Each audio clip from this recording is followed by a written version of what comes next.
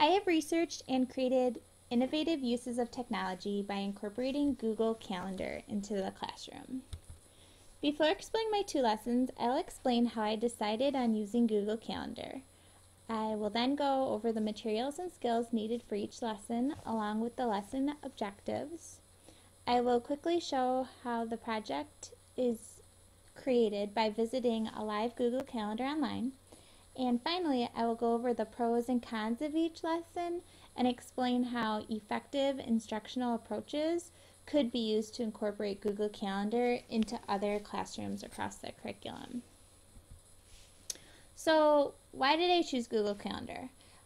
It's a resource that I am familiar with on a personal level. I have my own Google Calendar and a classroom Google Calendar, and am familiar with other Google apps. But I wanted to know how students could use this tool.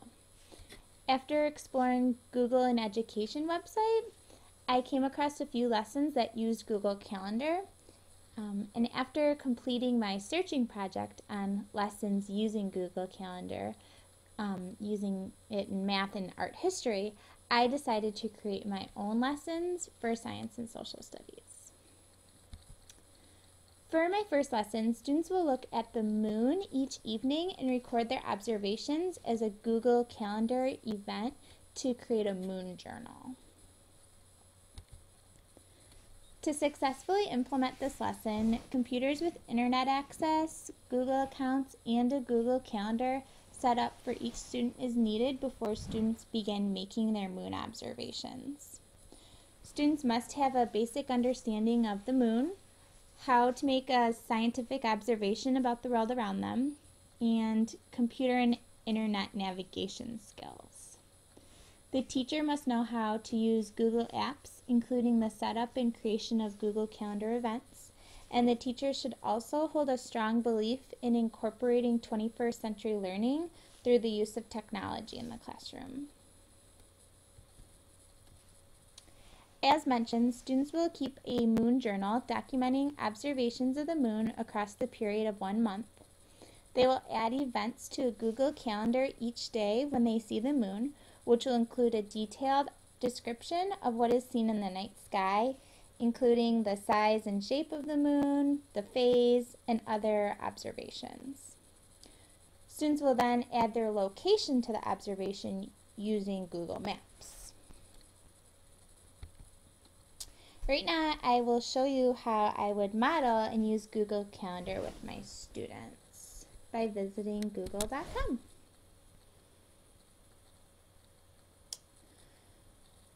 Currently, I'm not signed in, so I'd have to create a Google account for my students or a classroom account that students would share.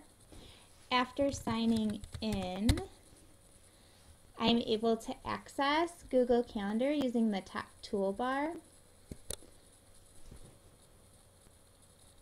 Now that I'm in Google Calendar, I'd like to see a month view so that I can see each day. Now I'm able to create an event by clicking on the red Create button.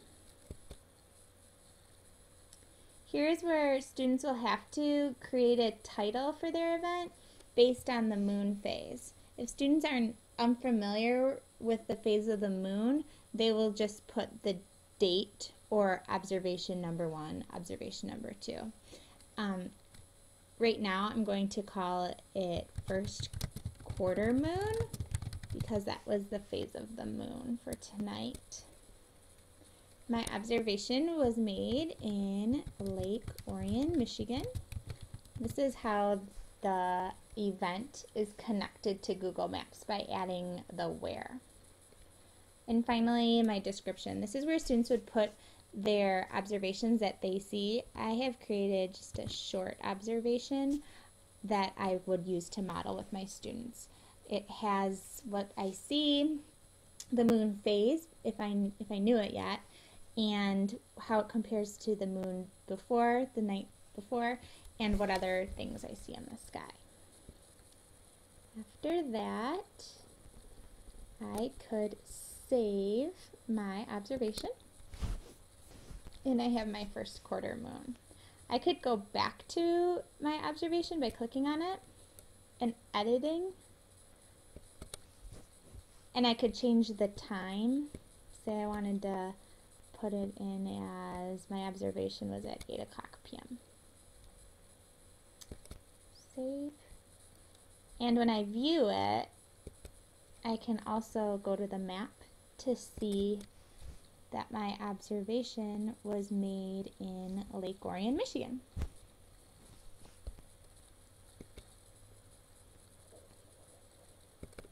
All right. Of course, there are pros and cons to this lesson. In the lesson, students are engaged in meaningful learning about the world around them. They are held responsible for their own observations. Google Calendar is free and very easy to navigate. It keeps track of the observations online, so paper is not needed. And linking the observation to a location is another added bonus. Some disadvantages are that computer access might be limited. This could be a project for students to do outside of school, but if students do not have the internet, it would have to happen in school, which could become a problem. Also, attachments are not currently a part of Google Calendar, so visual of the moon is not present. However, I think this could be solved by tracking the actual visual picture in a different place.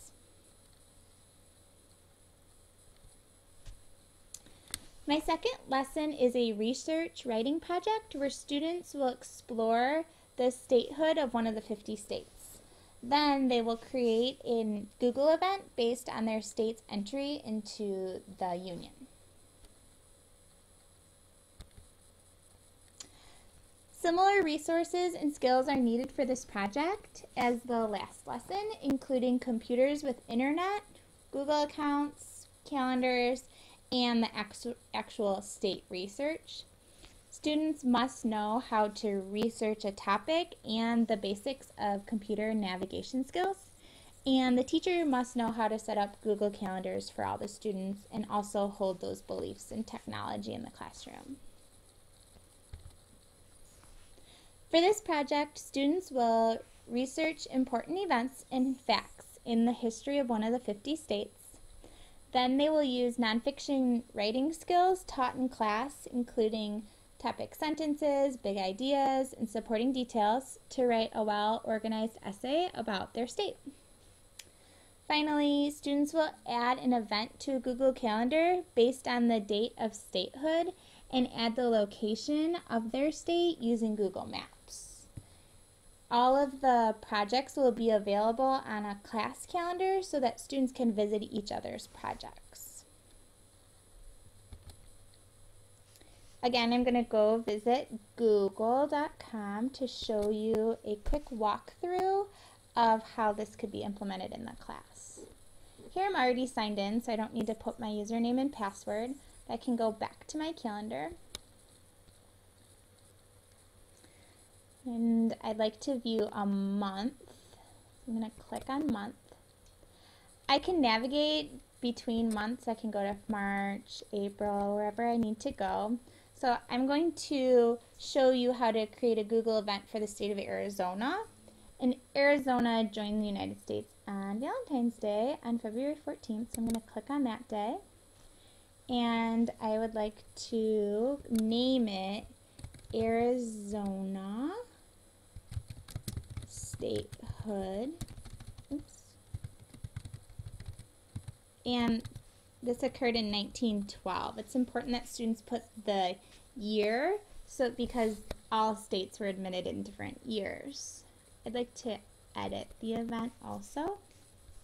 So again, here I have my title, and I'm going to add my location by typing in Arizona. And then here is the description. This is where students would write their essay or publish their essay all about the history of Arizona. And then finally they would save, and it would become part of a class Google Calendar. So here I have Arizona Statehood 1912. Other students might have Michigan Statehood, Hawaii Statehood. All of the different states would be all collaborated and joined on one class calendar.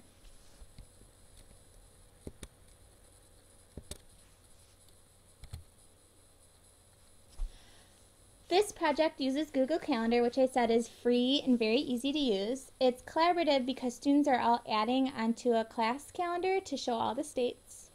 They are engaged in their learning, and they are learning scheduling, which could be used in their future careers.